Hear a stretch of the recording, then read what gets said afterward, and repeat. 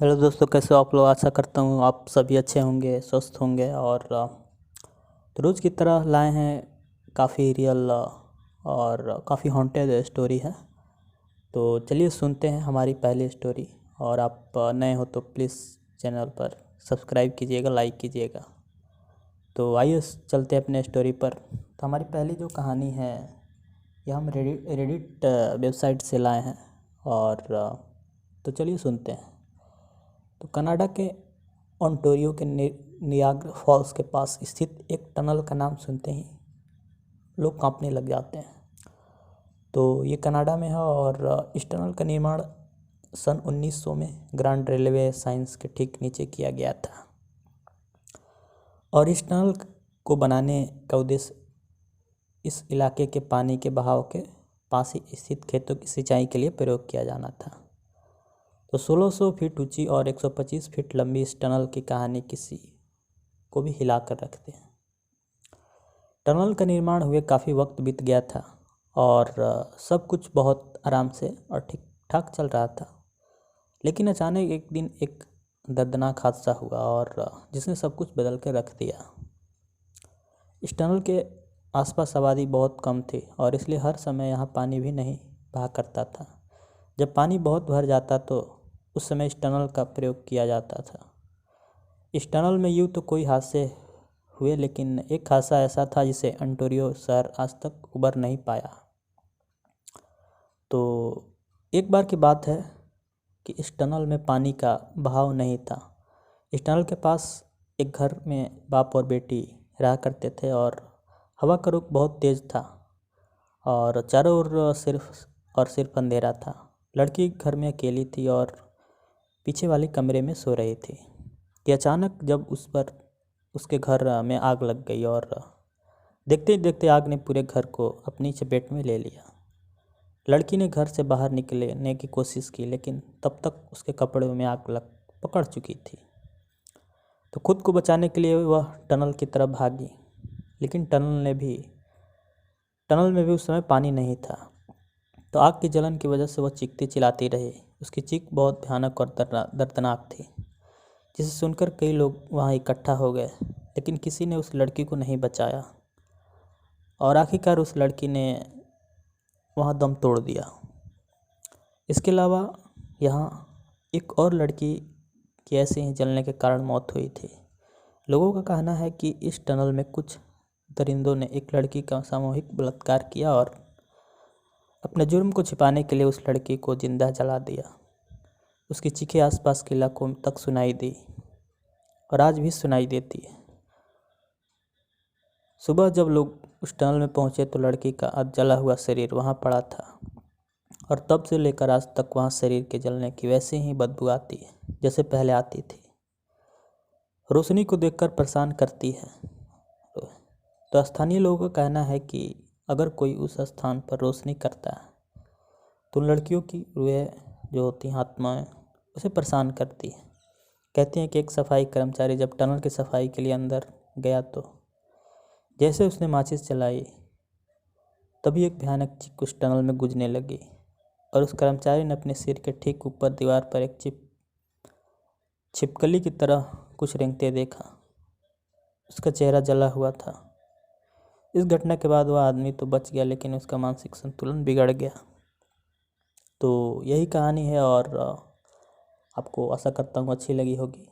तो चलिए चलते हैं अपनी दूसरी कहानी की ओर। मेरा नाम विनय राठौर है और मैं दिल्ली का रहने वाला हूँ। आज मैं आपको एक कहानी बताने जा रहा हूँ जो काफ़ी सच्ची है। और तो चलिए सुनते हैं हमारी विनय राठौर जी की स्टोरी। तो दरअसल बात ऐसी है कि मैं हिंदुस्तान यूनिलीवर कंपनी में ऑपरेटर का काम करता हूँ। मेरा घर कंपनी से 10 किलोमीटर दूर है। मेरे पास एक बाइक है और जिससे मैं अपने घर से कंपनी और कंपनी से घर का सफ़र पूरा करता हूँ। तो एक दिन की ऑफिस से घर जा रहा था और रास्ते में मेरे कॉलेज जिसमें मैंने अपनी ग्रेजुएशन पूरी की थी, तो उसके बाहर एक लड़की दिखाई दी। तो मुझे देखकर मुस्कुरा रही थी। मैंने उसे टालते हुए मैं अपने घर की ओर निकल पड़ा दूसरे दिन फिर वही लड़की मुझे उसी जगह पर दिखाई दी। वो भी मुस्कुरा रही थी और मैं भी मुस्कुराता हुआ निकल पड़ा। तो मुझे उसकी प्यारी सी मुस्कान से प्यार हो गया था, लेकिन कभी रुकने की कोशिश नहीं की। वो लड़की कई दिनों तक मुझे दिखती और एक दिन वो मुझे वहाँ नहीं दिखाई दी।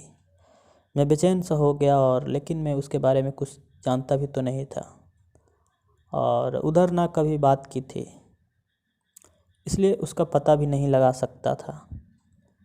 तो कई दिनों तक उस लड़की को नहीं देखने से बेचैन रहा और कई बार तो मैं कंपनी से जल्दी निकलकर उसका इंतज़ार भी करता, पर वो मुझे नहीं दिखी। तो एक दिन मेरे मोबाइल पर किसी अनजाने नंबर का फ़ोन आया। मैंने फ़ोन उठाया तो एक लड़की बोली। उसने मेरा नाम पूछा और वो मुझसे बात करने लगी और बताया कि मैं वही लड़की हूँ जिसे तुम रोज़ बाइक से गुजरते हुए देखा करते थे। मैं अचंभित रह गया कि इसके पास मेरा नंबर कैसे आया और ये मेरे से क्यों बातें कर रही है। लेकिन उसकी मीठी बातों में इतना खो गया कि ये सब बातें मैं भूल गया। तो एक दिन उसने मुझे कॉलेज के बाहर मिलने के लिए बुलाया। मैं और मेरा दोस्त हम दोनों बाइक पर उससे मिलने को गए, क्योंकि कभी भी मैं लड़की से अकेले नहीं मिला था तो घबरा रहा था। और मैं और मेरा दोस्त जैसे ही कॉलेज के बाहर पहुँचे तो वहाँ वो लड़की कहीं पर भी दिखाई नहीं दी। मैंने काफ़ी फ़ोन भी लगाया लेकिन फ़ोन स्विच ऑफ था। तो मैं घर लौट गया और घर में घुसते ही उसका फ़ोन आया। तो मैंने गुस्से से कहा कि हम वहाँ पर आपका इंतज़ार कर रहे थे तो आप क्यों नहीं आए। तो उसने कहा कि तुम अपने दोस्त को क्यों साथ लेकर आए थे, मुझसे अकेले मिलने आना चाहिए था तुम्हें। मैंने कहा ठीक है। तो अगले दिन सुबह सुबह मैंने फ़ोन उसके पास लगाया और लेकिन उसकी मम्मी ने फ़ोन उठा लिया। मैं एक बार तो डर गया, लेकिन कॉलेज के प्रोजेक्ट का बहाना कर उससे बात करने की कोशिश की। तो उसकी मम्मी ने कहा पागल हो गए हो क्या, प्रिया के तो मरे 3 महीने हो चुके हैं। मैं ये बात सुनकर काफ़ी अचंभित और हक्का बक्का रह गया और मेरे हाथ से मोबाइल छूट गया और मैं बुरी तरह कांपने लगा। तो मैंने सोचा कि जिस लड़की को देखा रहा था और जिससे मैं बात कर रहा था वो एक आत्मा थी। तो मुझे फिर भी विश्वास नहीं आया। मैंने अगले दिन फिर प्रिया की मम्मी को फ़ोन लगाकर सारी घटना सुनाई। तो उन्होंने कहा मेरी बात पर यकीन ना हो तो मेरे घर आकर देख लो। मैं प्रिया के घर गया तो प्रिया के फ़ोटो पर माला लगी थी। उसकी माँ यह घटना सुनकर भावुक हो गई, लेकिन उस दिन मैंने अपनी वो सिम निकाल कर फेंक दी और नए नंबर ले लिए और फिर कभी फ़ोन नहीं आया। लेकिन आज भी मैं अनजान नंबर से अक्सर सहम जाता हूँ। मित्रों, आपको मेरी ये बीती पसंद आए तो शेयर ज़रूर करें और तो आशा करता हूँ आपको ये स्टोरी अच्छी लगी होगी। तो चलिए चलते हैं अपनी दूसरी स्टोरी पर। मेरा नाम हर्ष है। मैं आपको ये कहानी बताने जा रहा हूँ। वो काफ़ी बड़ी तो नहीं है, लेकिन बिल्कुल सच्ची कहानी है जो मेरे साथ घटी थी। तो ये कहानी उस समय की है जब मैं 5वीं क्लास में पढ़ता था और मैं हॉस्टल में रहा करता था। तो एक बार की बात है